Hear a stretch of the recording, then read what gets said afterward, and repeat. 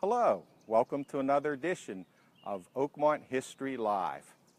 Now, if I were to ask you, where is there a monument 14 foot tall on Delaware Avenue, would you be able to tell me?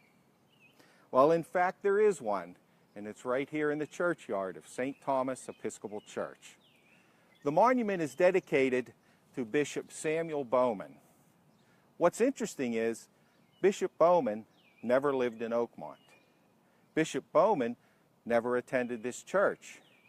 In fact, Bishop Bowman never set foot in Oakmont, other than a train ride through here on a stormy day in 1861. So why is there a monument to Bishop Bowman here in Oakmont? Well, as I said, the story began in 1861. Samuel Bowman was the assistant bishop of the Episcopal Church of Pennsylvania. He lived in Lancaster, Pennsylvania. During the summer of 1861, he decided to travel out here to the Pittsburgh area to visit the churches in the Pittsburgh area. After spending a few days in Pittsburgh, he decided that he would take a trip up to Freeport, Pennsylvania, and from Freeport to Butler before he returned to Lancaster. So on the morning of August 5th, 1861, Bishop Bowman boarded a train in Pittsburgh on the Allegheny Valley Railroad and headed north to Freeport. Now, it had rained the day before, it had rained the night before, and it was raining when Bishop Bowman boarded the train. The train passed the Halton Station, traveled through Plum Township, past Logan's Ferry, and as the train approached Puckety Creek, which is near New Kensington, the engineer noticed that the creek had risen and the waters were threatening the bridge. They were swirling around the train bridge. So he stopped the engine just short of the bridge. Well, at that point, the water continued to rise, and the people were trapped on the train. Well, eventually the water subsided, but they weren't able to move the train. So they sent word back, and a relief train was sent out to bring the stranded passengers back. So Bishop Bowman helped people off the train. When the relief train was ready to depart, they couldn't find Bishop Bowman. So they sent out a little search party, went back along the tracks between the two trains, and they found Bishop Bowman lying dead on the train tracks. So his body was taken to Pittsburgh, where the coroner proclaimed that he died at the hand of God. Now today, they probably would have said he had a heart attack.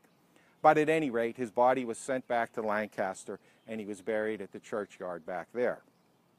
Well, Bishop Bowman was very popular with his church members and well respected in the community. So they wanted to have some type of memorial to him. So they asked the railroad if they could put a monument along the train tracks where he fell. And the railroad agreed. So the following summer, in 1862, this monument was placed along the train tracks up near the bridge at Puckety Creek, at the spot where Bishop Bowman fell. And for the next 30 years, the monument stood by the train tracks. Well, in 1893, there was increased traffic on the railroad, and the railroad decided they had to put a second line in. And that new track, next to the old one, would pass right through where the monument stood. So the railroad and the Episcopal Church got together, and they decided they would move the monument. And they decided they would move it to the nearest Episcopal Church, which happened to be in Oakmont. So they loaded the monument onto a flatbed car and carried it down to Oakmont. Now, at the time, the Episcopal Church was located at the corner of Delaware and 2nd Avenues, down below the tracks.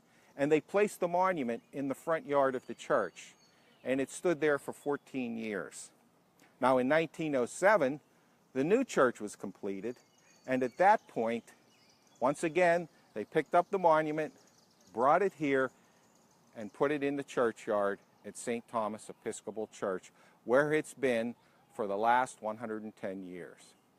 So that's the story of Bishop Bowman's monument, a tribute to a gentleman who never set foot in Oakmont, but yet Oakmont is the home of his monument. Until next time, this is Gary Rogers with an Oakmont History Minute. Thank you.